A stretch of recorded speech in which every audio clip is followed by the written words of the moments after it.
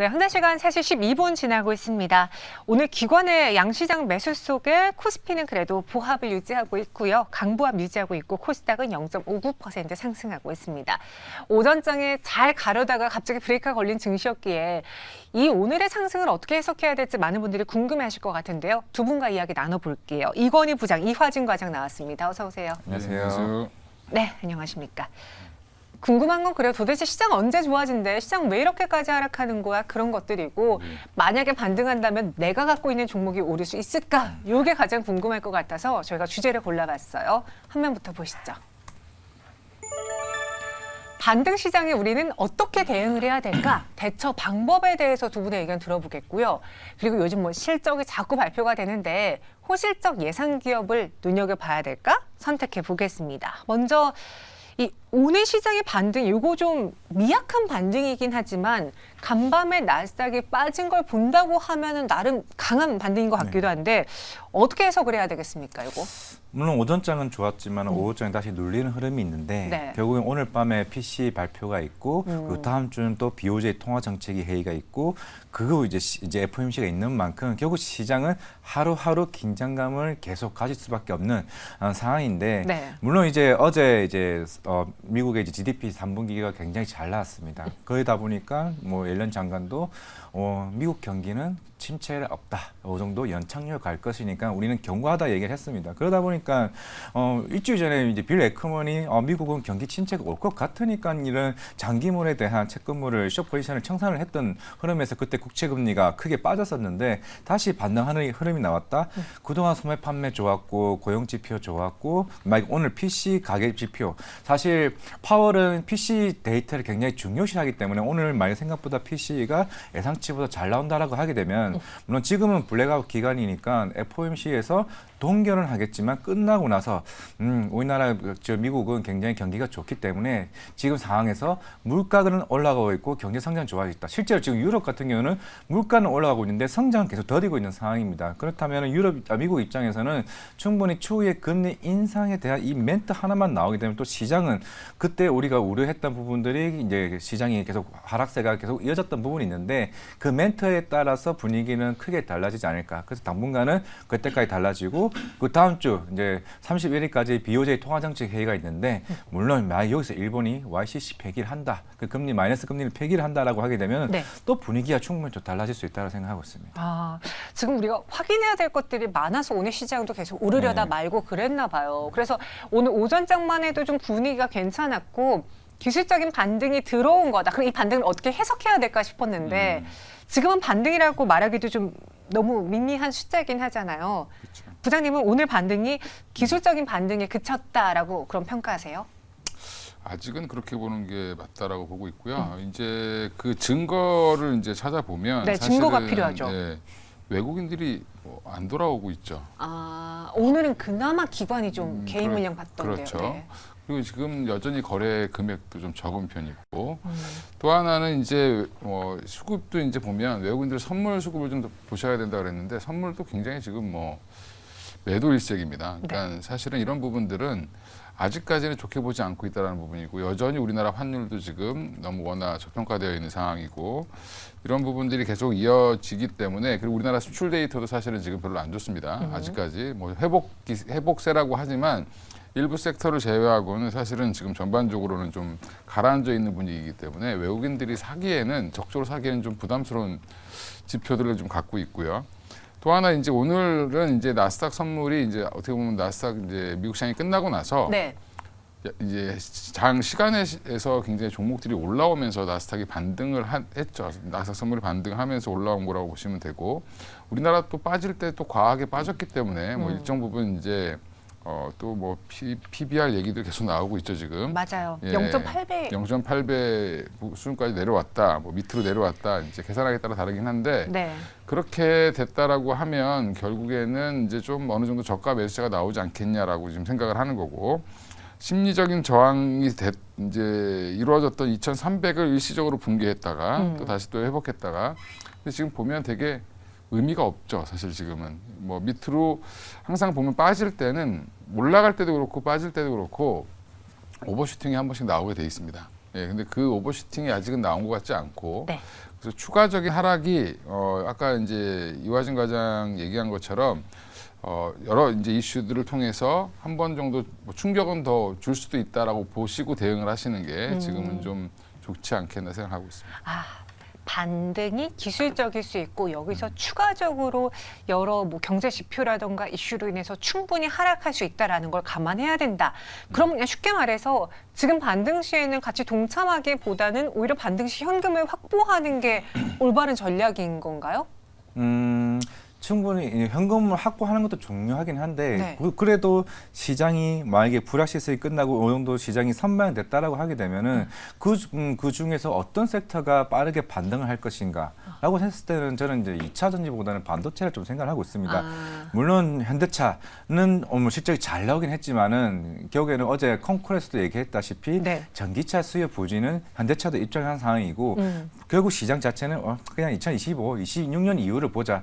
그때까지는 인프라가 만들어지는 시기가 중요한 것 같다라고 어제 콩쿠르에도 얘기를 했습니다. 그렇기 때문에 자동차도 내가 봤을 때는 11월은 아니고 결국에는 반도체가 결국 삼성전자냐 아니면은 SK 하이닉스냐 이쪽 시장을 누가 선점하냐 여부가 굉장히 중요할 것으로 보였기 때문에 그렇다고 하면 현금을 가지고 있다기보다는 다음에 올라갈 섹터가 있을 거니까 조금씩 사서 들어가는 게 낫지 않을까 생각을 하고 있습니다. 그러니까 제가 생각했던 게 그거예요. 왜냐면은 지금 시장에서 반등을 강하게 해주는 건 이유가 있어서 반등을 해주는 건데 이걸 잘라서 현금을 마련하기에는 또 이들이 더 갈 것 같고 그렇다고 아직까지 계속 하락하고 있는 종목을 또 손절하기에는 손절폭이 더 커진 상황에서 이제는 못할 것 같고 그래서 저한테는 더 이상 현금 확보가 제 선택권이 거의 없거든요. 네, 그렇죠. 사실 그동안 신용장구도 많이 빠졌고 네. 고액 타건도 빠졌기 때문에 반등할 때는 나는 기다리고 있었는데 이렇게 10% 20% 한 번에 가버리면은 이게 못 잡는 경우가 되다 보니까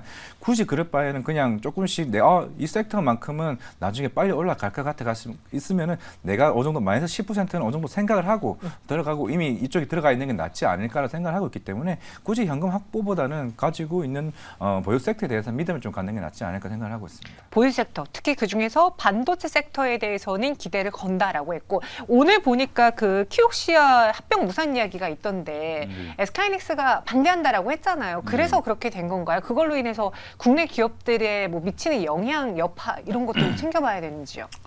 그러니까 항상 뭐 이런 합병 이슈 나오고 할 때 보면 시장이 좋을 때 나오지는 않습니다. 아 힘들어서 합병하는 그렇죠. 건가요? 힘드니까 나 힘들어 죽겠는데 그러면 너 좀 괜찮니? 그럼 우리들이 합쳐볼까? 뭐 이런 얘기가 나오는 거죠. 네네. 힘을 합치자. 힘들수록 합쳐야 되죠. 너 좀 괜찮니? 네. 예. 근데 이제 예전에 디램 분을 보면 이렇게 싸우다가 결국에는 이제 삼성전자, 하이닉스, 마이크론 세 개로 이제 일축된 것처럼 지금 낸드도 지금 그런 과정을 거치고 있다라고 보시는 게 맞을 것 같고요. 키옥시아와 이번에 이제 웨스턴 디지털 관련 합병이 무산됐지만 물론 하이닉스가 반대를 했습니다. 하이닉스 입장에서는 두 회사가 합쳐버리면 본인 마켓쉐어를 뛰어넘는 이제 절대 강자가 또 등장을 하니까 그런 부분에서는 하이닉스는 반대할 수밖에 없는 입장인 거고 이거는 이제 단편적으로 우리 기업에 미치는 영향보다는 여전히 이제 1등은 삼성전자고 3등 정도가 3, 4등을 이제 하이닉스가 하고 있는데 이게 재편되는 과정에서 나타나는 잡음 정도로 생각하시면 될 것 같고요. 향후에 이제 이 시장도 제가 볼 때는 뭐 도산하는 기업도 나올 수 있고 그 다음에 또 하나 이제 이렇게 합병이라든지 뭐 밑에 단에서 인수합병 아니면 SK하이닉스가 인텔 사업부를 인수했던 것처럼 뭐 키옥시아를 인수할 수도 있는 거죠. 뭐 이런 식으로 또 이제 재편될 가능성도 있기 때문에 여전히 좀 지켜보실 필요는 있을 것 같습니다. 네, 그래서 오늘장 현금 마련이 참 어려운 시장입니다. 그럼 이 구간에 실적들이 계속 발표가 되고 있는데 어떤 실적을 좀 믿고 봐야 될까요? 두 분이 골라준 탑3로 보겠습니다. 미래권 실적뿐이다. 호실적 예상기업 탑3. 이건희 부장님은 JLK와 루니 딥노이드. 거의 한 테마만 파셨네요. 그리고 이화진 과장님은 펄어비스, NC소프트, 네오이즈. 여기도 주제를 제가 잘못 이해했던 것 같습니다. 저도 섹터로 네. 그럼 호실적 예상 기업은 아닙니다. 아 그래요? 그럼 호실적 예상 테마예요? 11월에 기대해 볼 수 있는 섹터라고 생각했던 건데. 그래요? 그러면 이제 이화진 과장님은 게임을 선택하신 거고 이건희 부장님은 의료 AI를 선택하신 거고 이렇게 해석하면 네, 될까요? 그렇게 해석하는 게 낫겠습니다. 네, 지금 화면만 보시는 분들은 큰일 났습니다.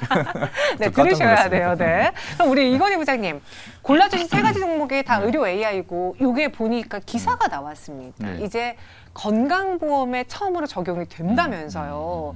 그러면 확실히 이쪽에 처방받으려거나 진료받으려는 분들이 많아지겠죠? 건강보험에 적용되는 게 아니라 이제 네. 비급여로 이제 인정이 된 거고. 음. 근데 이게 이제 한마디로 얘기하면 급여라는 건 건강보험 적용을 받아서 되게 싸게 할 수 있는 거고요. 네. 그거가 나오면 거의 뭐 엄청난 호재인데 이거는 비급여라도 사실은 뇌졸중으로 쓰러지고 있는데 이거를 하라고 그러면 안 할 수 있는 환자가 있을까? 뭐 그럼 당연히 이걸 적용하겠죠. 그래서 일단은 JLK가 시동을 좀 걸었다고 보시면 되고 오늘 또 중요한 이슈 중에 하나가 이제 그게 11월 3일부터 이제 본격적으로 진료에 들어가는 거고 이제 환자가 선택을 할 수 있다는 거죠. 또 하나는 이제 보면 조정도 많이 받았고 최근에 이제 고가를 9월 달쯤에 찍고 나서 주가가 좀 많이 조정을 받았습니다. 뭐 적어도 한 40-50% 이상 빠졌다가 올라온 거기 때문에 그런 저가 매수세도 좀 있었다고 보시면 될 것 같고 지금 실적을 보자. 뭐 물론 시장이 안 좋을 때 내년에 좋아질 기업 보자. 실적을 보자 이렇게 얘기하는데 현대 기아 지금 실적 잘 나오는데 빠지죠. 그러니까 사실은 이제 우리나라 시장은 실적은 확인하는 정도로 보고 있고 오히려 이럴 때는 내년에 확 좋아질 때가 어디야? 이게 더 사실은 시장에서 관심이 많다라고 보고 있고요. 그래서 이쪽 섹터를 골랐는데 지금 루닉 같은 경우도 사실은 미국의 MD 앤더슨 암센터랑 연구 협약을 체결했는데 바이오마커 관련돼서 체결을 했는데 이것도 지금 말도 많고 탈도 많은 키트루다가 엮여 있습니다. 네. 그러면 이제 그것 때문에 아침에 루닛이 굉장히 강했다는 부분. 그러니까 이제 다시 한번 좋은 뉴스들이 나오기 시작했다. 그리고 이쪽 의료 AI 관련된 특히 이제 영상 분석이라든지 바이오마커라든지 이런 거는 당장에 돈이 되기 쉬운 섹터입니다. 그래서 빨리 매출이 발생할 가능성이 높은 쪽에 대한 베팅이 좀 이어지고 있다. 뭐 이렇게 보시면 될 것 같습니다. 네, 그래서 JRK와 루닉, 딥노이드로 선택을 했고 이번에 이화진 과장은 게임인데 지난번에도 반등 시 우리가 예의주시해야 될 이슈 이벤트 중에 하나를 게임을 해주셨어요. 요즘 게임을 많이 미시는 건지. 한 뭐 1년 정도 작년에도 하면 지스타를 이제 다녀오긴 했었는데 네. 그래도 뭐 내년에는 호실적은 될 수는 있을 것 같습니다. 뭐 네오이즈는 이번 3분기 실적에서 피해 거짓 판매 데이터에 따라서 충분히 호실적이 가능할 것으로 보이고 있고 이미 작년 매출의 반 정도는 이제 피해 거짓만으로도 매출이 나올 것으로 보이고 있고 뭐 NC서포트는 뭐 11월 2일 날 신작에 대한 쇼케이스가 나올 거고 여기는 11월 16일 날 이제 우리나라 부산에서 열리는 3대 게임쇼인 지스타가 열릴 것으로 보이고 있는데 분위기가 다 반전될 수 있는 부분 물론 어제 위메이드 관련해서는 뭐 중국 외자판호 미르4가 나왔다는 얘기도 있기는 하지만은 이제 더 이상은 우리나라는 중국 외자판호에 대한 기대를 그렇게 할 필요는 제가 볼 때는 없을 것으로 보이고 있습니다. 이미 전 세계 시장 90조의 거의 90조짜리 대부분이 이제 중국 시장이 꽉 잡고 있는 상황이고 네. 결국에는 콘솔 시장이 이제 이번에 네오이즈 피해 거짓이 판매 대부분이 북미나 유럽이나 일본 쪽에서 나왔었기 때문에 그쪽에서 이제 승부를 걸었는데 생각보다 잘 났고 드디어 K게임에서 콘솔 시장에서 긍정적으로 나왔기 때문에 뭐 생각보다 NC소프트 물론 CPT 서비스가 굉장히 안 좋았지만은 그 이후에 충분히 업그레이드를 통해서 보강을 했었고 이제 물론 원래 10월에 나오긴 했지만 12월로 연기됐습니다. 그만큼 NC소프트가 처음으로 내놓는 콘솔 게임이기 때문에 소년 리버티는 12월에 가장 큰 유통사인 아마존 게임즈를 통해서 생각보다 판매 데이터가 잘 나올 수 있다는 측면도 충분히 게임 섹터가 반전을 일으킬 수 있다는 좀 생각을 하고 있고요. 그리고 펄어비스는 뭐 게임스컴 때 인플레이 영상이 나오긴 했지만은 네. 이게 아직까지는 정확하게는 모르겠습니다. 이게 지스타에서 데모 플레이가 일반 개인 유저들이 사용할 수 있게 할 건지 아니면은 추후에 일정이 나올 건지는 모르겠지만은 펄어비스는 일단 자체 엔진을 가지고 있는 회사이기 때문에 우리나라 대표적인 콘솔 게임 회사로 향후에 크게 거듭날 가능성이 높습니다. 이 회사는 내년에 붉은 사막이 나오면은 그 이후에는 도깨비 또 그 이후에는 플랜 8과 같은 여러 게임들이 항상 매년마다 신작이 준비되어 있기 때문에 네. 이제 우리가 흔히 알고 있는 모바일 게임이 아닌 콘솔 게임으로 나올 수 있는 저 순위를 제가 1, 2위, 3위로 이렇게 한번 만들어 봤습니다. 그럼 펄어비스의 한번 차트를 보겠습니다. 오늘은 0.71% 내림세를 보여주고 있는데 어제까지 5거래 연속 찔끔찔끔 올랐던 네. 종목이에요. 오히려 하락장에도 남들보다 선방했다, 오히려 상승했다라는 건 굉장히 높은 점수를 줘야 될 것 같은데 펄어비스 11월에 그럼 주목해자라고 했으니 좀 네. 단기적인 관점에서 목표 주가를 제시하는 게 좋을까요? 예, 그래서 단기적으로 제시했던 게 그래서 55,000원입니다. 어. 원래 중장기로 했으면 제가 10만 원을 잡았을 텐데 중장기 그게- 10만 원이요? 이게 왜 급락을 했냐면은 네. 게임스컴에서 인플레 영상이 나왔는데 인플레 영상이 안 좋아서 그런 게 아니라 네.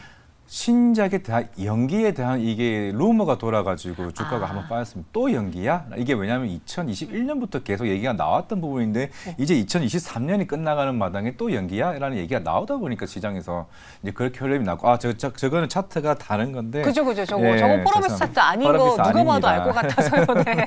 아, 제가 혹시 뭐 보고 시나 하셔가지고 했는데 사실 실제로 회사 입장에서는 한 이게 한 6월?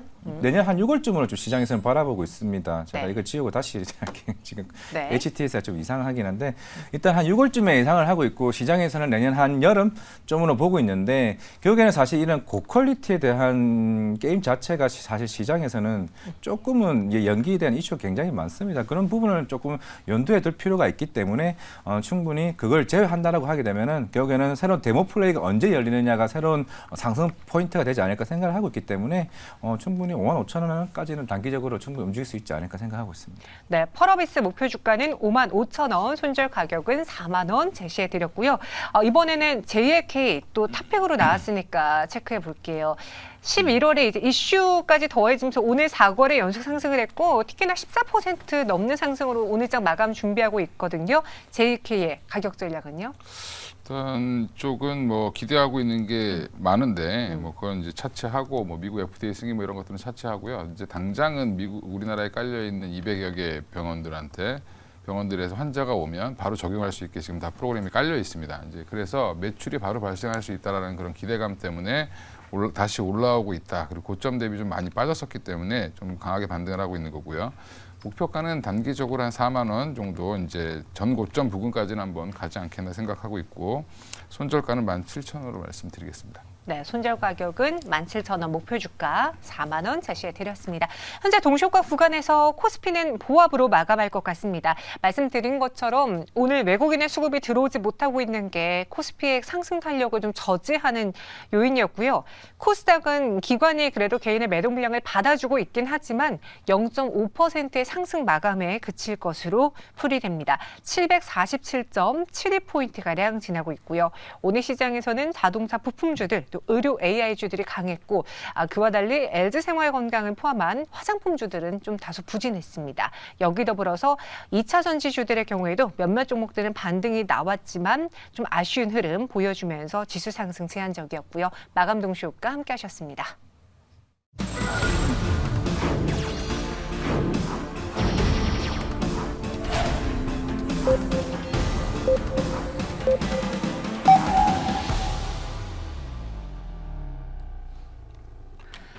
네, 금요일 우리 증시 장을 마쳤습니다. 좀 아쉬운 하루였죠. 어떻게 보면은 간밤에 뉴욕 증시의 그 하락을 이어받지 않았다라는 거에 안도했지만 우리는 먼저 며칠 동안 크게 밀렸다라는 걸 감안해 봤을 때 오늘의 상승이 좀 제한적이었기 때문에 아쉬운 기술적 반등에 그칠 수밖에 없었습니다. 어떻게 오늘장 마감을 했는지 그 안에서의 세부적인 테마들 그리고 업종들 체크해 보면서 다음 주도 전망을 해보도록 할게요. 양시장의 마감 상황 김예술 아나운서 통해서 만나보고 그러고 테마 이야기 나눠보겠습니다. 네, 10월 27일 금요일 클로징벨 플러스 마감 상황 전해드립니다. 네, 상승 출발한 양시장 많이 빠졌던 만큼 오늘 반등을 기대를 좀 했었는데요. 다만 지수 자체는 무거웠습니다. 코스피는 오늘 보합권까지 내려왔습니다. 어제 이어서 외국인들의 순매도가 여전히 이어졌는데요. 전거래일 대비 강보합권에서 마감을 했습니다. 2,302선으로 마감하며 2,300선 깨지지 않은 채 마감을 했습니다. 코스닥은 상승분을 그래도 많이 유지를 했습니다. 전거래일 대비 0.6%대 상승하며 748포인트 선에서 거래를 마쳤습니다. 최근에 반등이 나오나 했던 화장품 기업들 오늘 LG 생활건강을 중심으로 일제히 조정을 받는 모습이었습니다. 이 어닝 쇼크를 기록했던 LG 생활건강 오늘 20% 급락한 채 오늘 종가를 형성했고요. 그리고 VT 역시도 오늘 상승 출발했지만 하락 전환하며 그 하락폭을 더 키워갔습니다. 6% 가까이 하락했고요. 뷰티스킨은 어제와 오늘 이틀 동안 최근에 올랐던 상승분을 모두 다 반납하는 모습이었습니다. 이어서 연예계를 덮친 이 마약 파문 사건으로 인해서 어제 시장에서는 엔터주들이 영향을 크게 받았었는데요. 오늘 종가도 체크해보고 가시죠. 네, 보시는 것처럼 오늘 엇갈린 희비를 보여주고 있습니다. 하이브와 JYP 엔터, YG 엔터테인먼트와 큐브 엔터 일제히 오늘 빨간불로 반등하며 마감을 했는데요. 다만 SM은 오늘도 하락했습니다. 최근 카카오와 이 시세 조정 관련한 이슈가 있었던 기업이죠. SM은 전거래 대비 1%대 하락하며 오늘 종가를 형성했습니다. 한편 오늘 오후 2시를 기점으로 갑작스럽게 급락이 나온 기업이 있었습니다. 바로 지오릿 에너지인데요. 오늘 지오릿 에너지는 이 국내 대기업으로부터 이 산업 폐수를 공급받고 이 95%의 리튬 추출 성과를 얻었다라고 밝혔습니다. 한 언론 보도에 의하면 이 산업 폐수를 공급받은 기업은 포스코 퓨처엠이라고 알려졌습니다. 자세한 사항은 보도 자료를 통해서 전하겠다라고 밝혔는데요. 오후 2시를 기점으로 강보합권으로 움직이던 지오릿 에너지는 10%가 넘게 급락했고요. 오늘 종가도 11% 넘게 내리면서 8,840원에 종가 형성했습니다. 반면에 오늘 의료 AI 기업들은 강한 흐름을 이어갔습니다. 이 뇌졸중 진단을 보조하는 의료 기술에 이 건강보험이 적용된다는 소식이 있었는데요. 다음 달부터 이 AI 의료 기술의 상용화를 인정하게 되는 겁니다.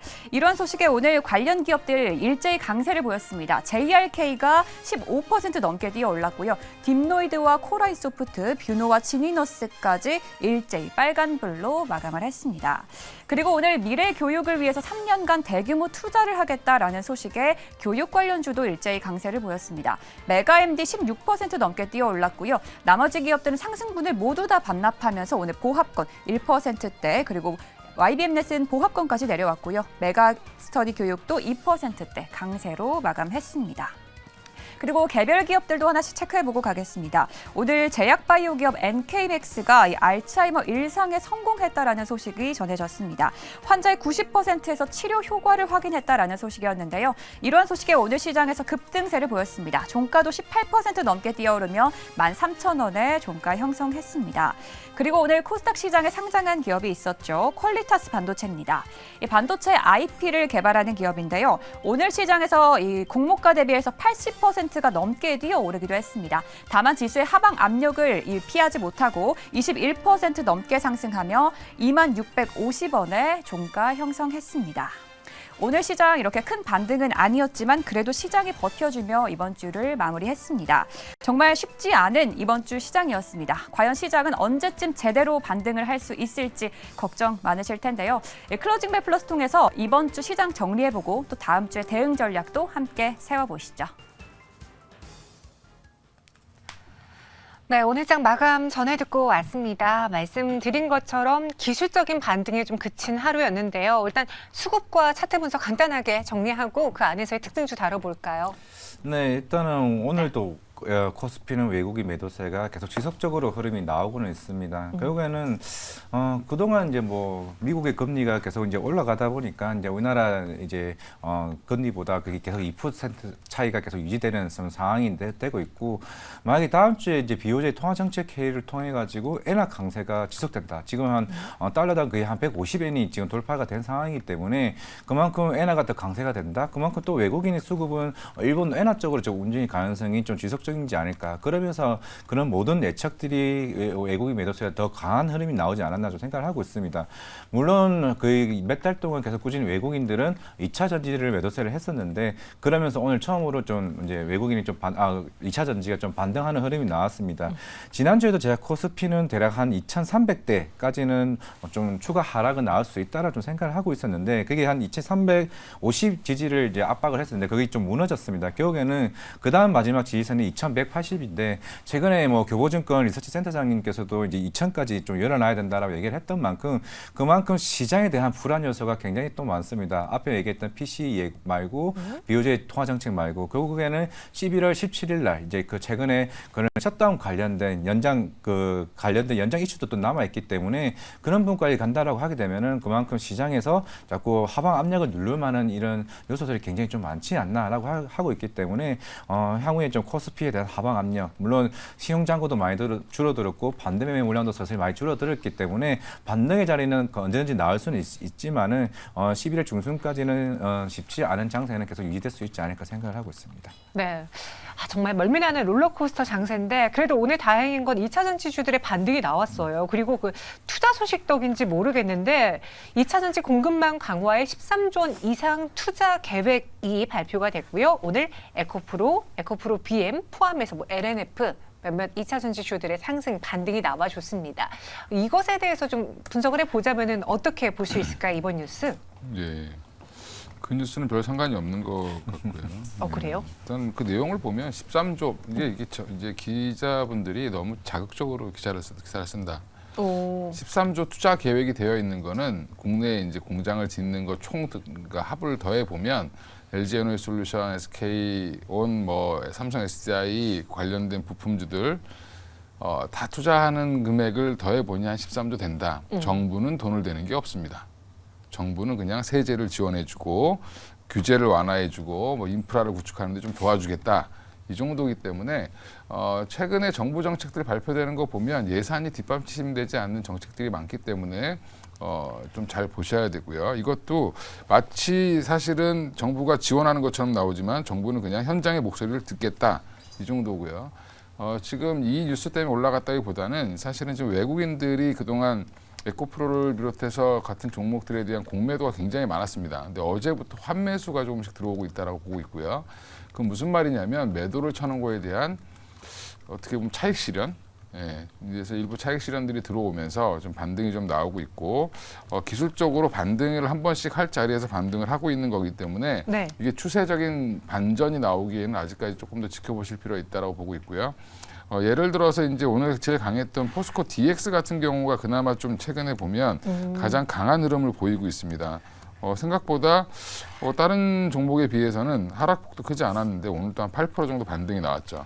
그러니까 이쪽은 완벽하게 설비 투자가 지금 계속 이어질 걸로 보고 있기 때문에 이 뉴스를 보고도 사실은 더 갈 수 있는 건 이쪽이 더 맞는 것 같고요.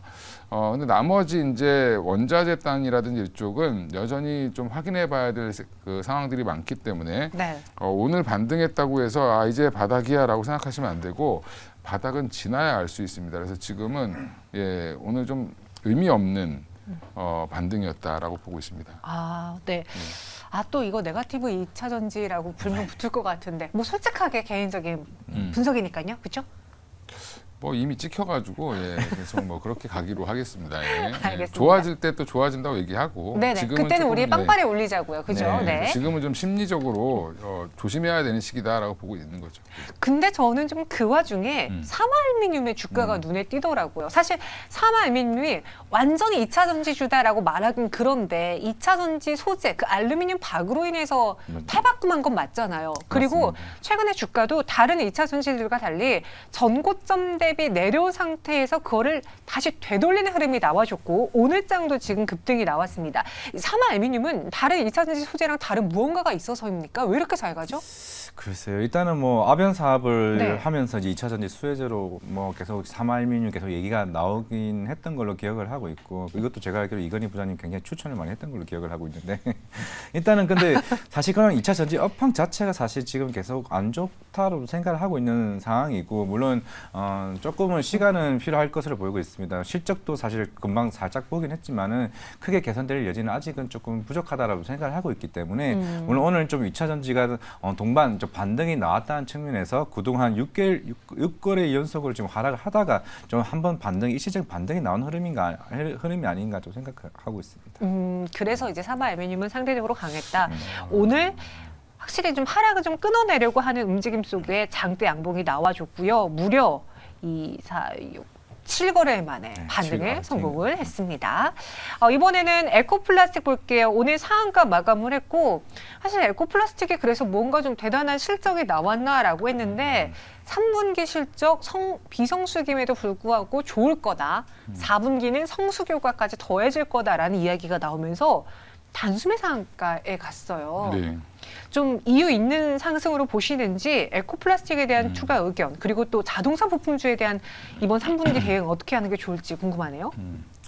에코플라스틱 시총이 좀 작다 보니까 네. 반응을 좀 세게 한 걸로 보이고요. 어제 시간에부터 좀 반응을 보였는데 그게 이제 3분기 실적도 잘 나왔고요. 또 그다음에 그 전에도 보면 추세가 계속 좋습니다. 지금 실적 추세가 한동안 그 코로나 시기에 공급망이 굉장히 안 좋아서 자동차 반도체라든지 하다못해 전선까지 없어서 자동차를 못 만들었던 시기에도 에코플라스틱 같은 경우는 고객철을 다변화하면서 매출이 계속 올라오고 있는 중이었고요. 예, 그러면 이런 부분들이 사실은 너무 과하게 최근에 많이 자동차 부품주로 휩쓸려서 많이 빠졌다가 네. 조정을 좀 세게 받고 다시 한번 들었다라고 보시면 될 것 같고요. 그러면 이제 이게 어떻게 실적 발표 이후에 완전히 뷰가 바뀌었냐? 근데 또 이제 확인해 보면 매수하신 분들이 다 개인입니다. 지금 결국에. 그러니까 이게 내일까지 그러니까 다음 주 월요일까지 이어질지 여부를 좀 지켜보실 필요가 있고요. 기술적으로나 뭐 오늘 차트상으로 보더라도 사실은 의미 있는 반등은 맞는데 에코플라스틱이 아마 이제 월요일 날 시장 반응이 어떨지 좀 지켜보실 필요가 있고 전반적으로 자동차 부품주들이 안 좋은 상황에서 혼자 올라왔기 때문에 물론 여기 지금 사업 내용은 되게 좋아지고 있습니다. 자동차에 들어가는 플라스틱류나 고무류 같은 것들 하고 있는데 처음에 기아 주로 납품하다가 현대도 납품하고 지금 이제 GM이나 또 미국 공장도 내년에 또 오픈을 하기 때문에 그거에 대한 기대감은 여전히 있다라는 부분은 긍정적으로 보고 있고요. 아까 사마알미늄 첨언하면 제가 추천한 거는 거의 2만 원대 얘기한 거고요. 예, 지금은 좀 비싸다고 생각합니다. 아 예. 그래요? 예. 알겠습니다. 솔직하시네요. 에코플라스틱 이야기 들어봤습니다. 마지막으로 엔터즈 해볼게요. 어제 하이브 갖고 계신 분들 놀라셨어요. 맞아요. 빨리 하이브 쪽에서 좀 그것에 대한 입장을 발표해 줬으면 했는데 다행히 여돌? 과 연관된 것에 대해서 사실 무근이다. 우리 이거 강경하게 대응할 거다라는 이야기를 했고요.